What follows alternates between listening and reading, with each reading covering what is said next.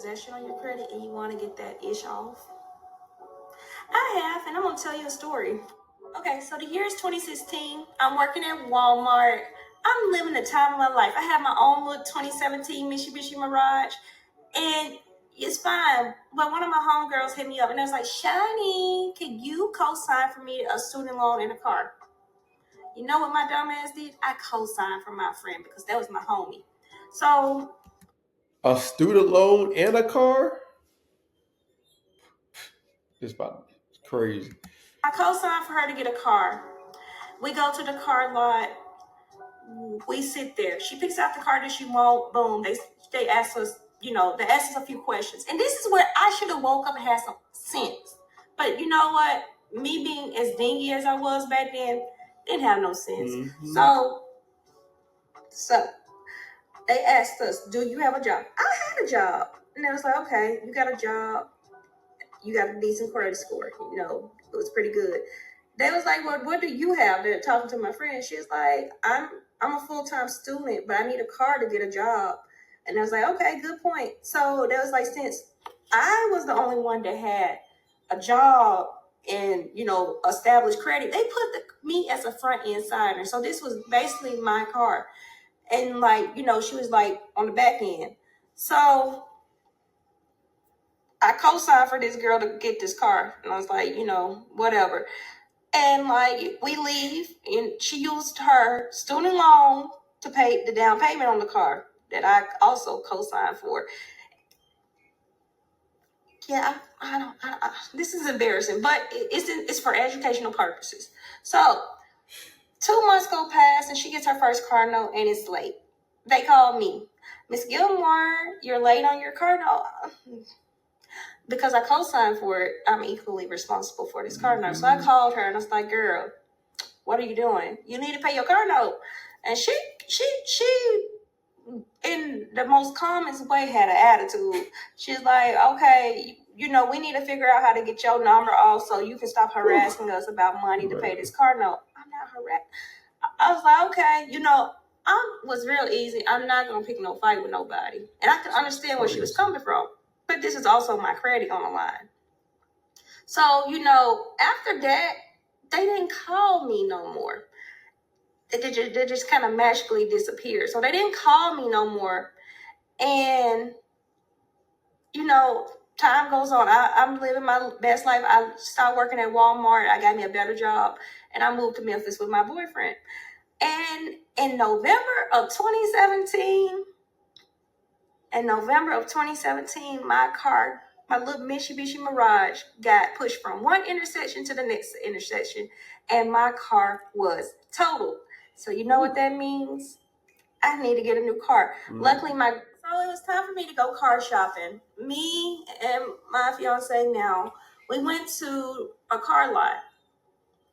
And at the car lot, I was humbled. I was embarrassed. But I'm thinking I'm finna go in there and just easily give me a new car because I've been paying my car note on time.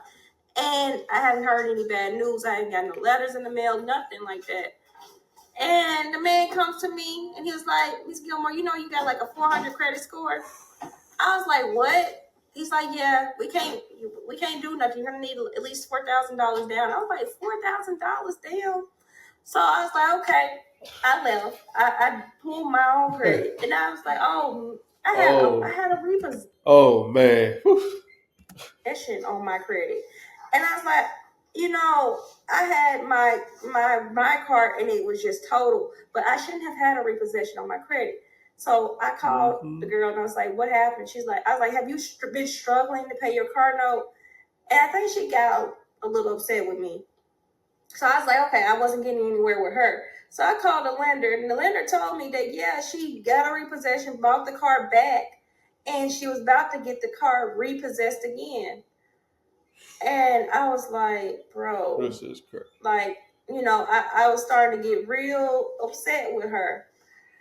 And I was like, me and her was going back and forth. And I was like, look, because I ended up sending her the money to, catch her car note up. And then I turned around and I was like, let me take over the car note until you get you a job or something to handle your car. She didn't want to do that. And it became a fight. Now, It became a fight, a big fight. Like we had an email war going. Like we were sending emails back and forth to each other, and they weren't nice or pretty emails on either one of our parts. So I talked to my grandma, and I went to my grandma's house, and me and my grandma, I was telling my grandma what happened, and my grandma's like, "Reed, what the heck you did?" She was like, "Why the hell would you co-sign for somebody, girl?" That's She crazy. told me everything that I needed to hear in the most harshest way. It's just, Hey, grandma always know best. You already know. She already know what's going on. like, okay, Bree, in the morning we're gonna get up and we're gonna go and get your car. So we went to the police department because we wanted to do this the right way. And we went to the tax collector office too. And we're just gonna politely let you know that we finna go pick up this car from this girl house. So my grandma got a tow truck.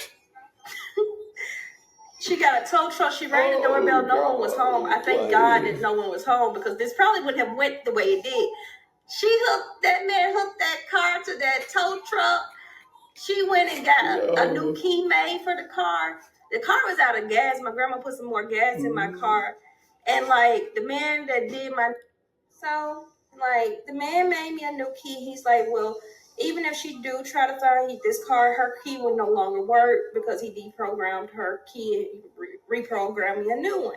So I took my car back to Memphis, and of course, I got a couple of threats from her and some nasty emails from her and everything. And she was just mad. She was very mad at me for, coming and snatching the car. But I started paying my our car note on time. And over time, her credit score increased and my credit score increased. But that car was a piece of shit, and it ended up dying. And we both decided that we was going to voluntarily let it get repossessed. And we both got it. We both got it off our credit. It no longer shows on either one of our credit. And me and the girl are still friends. We had a falling out about this car. And don't get me wrong, we both was young. She wanted her car, and I just wanted my credit corrected. But Man, that was crazy, right? So, like I tell anybody, hey, when you get your credit score up, hey, don't co-sign for nobody. And for my young people, hey, do not co-sign once you get your credit up. Don't co-sign. Parents, don't co-sign. Help your kids get their credit together, right? They should already have amazing, or they probably have no credit. Help them build up their credit so they have amazing credit. So don't co-sign because, as you can see, your kids might not pay the bills on time and your credit score dropped. So, hey, take care of your credit score. It's very important because, as you know, we need it